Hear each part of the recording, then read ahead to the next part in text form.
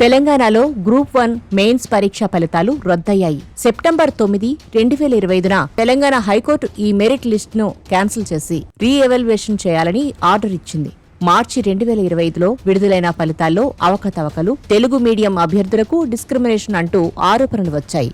High court 8 నెలల్లో re-evaluation చేయాలి, లేకపోతే పరీక్ష రద్దు చేసి మళ్లీ నిర్వహించాలనే తీర్పు ఇచ్చింది హైకోర్టు. ఇది కాంగ్రెస్ ప్రభుత్వానికి పెద్ద షాక్. కానీ బీజేపీ ఎందుకు ఈ అంశం మీద మౌనంగా ఉంది? 2022లో పేపర్ లీకేజీల వల్ల మెయిన్స్, ప్రిలిమ్స్ రద్దయినప్పుడు బీజేపీ పెద్ద ఎత్తున రాజకీయానికి తెరలేపింది. బండి సంజయ్, రఘునందన్ రావు, ఇతర బీజేపీ నేతలు తీవ్ర విమర్శలతో, ప్రసంగాలతో రెచ్చిపోయారు. బీఆర్ఎస్, ఎంఐఎంతో కుమ్మక్కయి డ్రామా ఆడుతుందంటూ ప్రజా సంగ్రామ యాత్రలు కూడా చేశారు. ఆ రోజు బీజేపీ నేతలు బండి సంజయ్ నిరసనలు ఏకంగా అరెస్టులకే దారితీసింది. ఈటల ప్రభుత్వం టీఎస్పీఎస్సీలోని అవినీతిని దాచిపెట్టడానికి ప్రయత్నం చేస్తుందని ఆరోపించడం, ఇక డీకే అరుణ ప్రభుత్వం నోటిఫికేషన్స్ ఇచ్చి యువకులను మోసం చేస్తుందంటూ, అదే దారిలో కిషన్ రెడ్డి ప్రభుత్వ తప్పుడు నిర్ణయాల వల్ల 4 లక్షల మంది నిరుద్యోగులు మోసపోయారని, ఇలా వరుసగా బీజేపీ నేతలు ఆ రోజు చేయని విమర్శ లేదు, అనని మాట లేదు.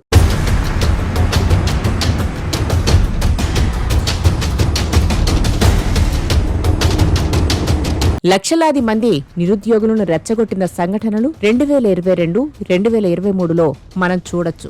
కానీ ఈ రోజు కాంగ్రెస్ ప్రభుత్వం వచ్చాక గ్రూప్ 1 మెయిన్స్ ఫలితాలు 2024 అక్టోబర్లో రద్దు, తెలుగు మీడియం అభ్యర్థులకు తక్కువ మార్కులు వచ్చాయని ఆరోపణలు. కానీ బీజేపీ నుండి ఎవరూ మాట్లాడట్లేదు, ఎలాంటి స్పందన లేదు. ఇప్పుడు ఏకంగా అదే గ్రూప్ 1 పరీక్షకి సంబంధించి మెరిట్ లిస్ట్ రద్దు.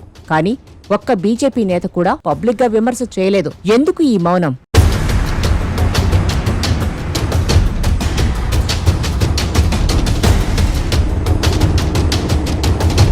రాష్ట్రంలో కాంగ్రెస్, బీజేపీ ఒక్కటే. ఇది నిజమేనా అంటే కొన్ని సందర్భాలు అలాగే అనిపిస్తున్నాయి. హైడ్రా విషయంలో బీజేపీలోని ఒక వర్గం కాంగ్రెస్ ప్రభుత్వానికి సపోర్టు చేయడం, ఒకవైపు పేదలు రోడ్ల మీదకు వచ్చి కన్నీళ్లు పెడుతున్నా బండి సంజయ్, రఘునందన్ రావు లాంటి వాళ్లు హైడ్రాకి మద్దతు ప్రకటిస్తూ అక్రమ ఆక్రమణలు తొలగించాలి అంటూ కాంగ్రెస్, సీఎం రేవంత్ రెడ్డికి సపోర్టు చేయడం దేనికి నిదర్శనం? రఘునందన్ రావుకు అసెండ్ భూములు కట్టబెట్టడం, దీని మీద ప్రభుత్వం ఎలాంటి చర్యలు తీసుకోకపోవడం, అసెండ్ భూముల రెగ్యులరైజేషన్ లో కాంగ్రెస్ ప్రభుత్వం రఘునందన్ రావుకి సహకరించిందనే ఆరోపణలు కూడా బీజేపీ, కాంగ్రెస్ బంధాన్ని బలపరుస్తున్నాయి. ఇక ఎరువుల విషయంలో రఘునందన్ రావు రా టాక్ విత్ వీకే పాడ్కాస్ట్ లో మాట్లాడుతూ ప్రభుత్వానికి, రేవంత్ రెడ్డికి సపోర్టుగా మాట్లాడడం రైతులను బీఆర్ఎస్ రెచ్చగొడుతోందని కాంగ్రెస్ ను వెనకేసుకొచ్చే ప్రయత్నం చేశారు రఘునందన్ రావు. ఇవన్నీ చూస్తుంటే బీజేపీ, కాంగ్రెస్ మీద రోజు రోజుకి అనుమానాలు పెరుగుతున్నాయి.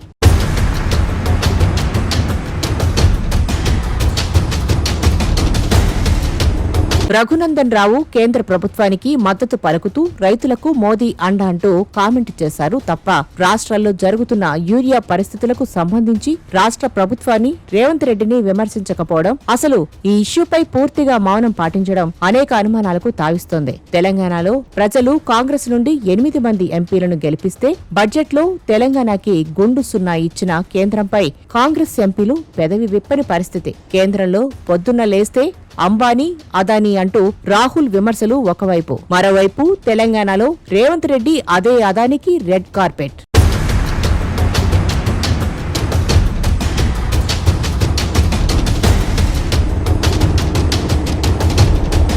కేటీఆర్ ఆధారాలతో సహా TDR land scam, Amrit tenders లో జరిగిన స్కామ్, హైదరాబాద్ యూనివర్సిటీ భూముల్లో 10,000 కోట్ల అవినీతి, నేషనల్ హెరాల్డ్ కేసులో రేవంత్ హస్తం, సివిల్ సప్లైస్ లో ఆర్ఆర్ ట్యాక్స్, ఇలాంటి వాటి మీద కేంద్రం స్పందించకపోవడం, ఎలాంటి చర్యలు తీసుకోకపోవడం అనేది బీజేపీ, కాంగ్రెస్ బంధంపై అనుమానాలను కలిగిస్తుంది అంటున్నారు విమర్శకులు, విశ్లేషకులు.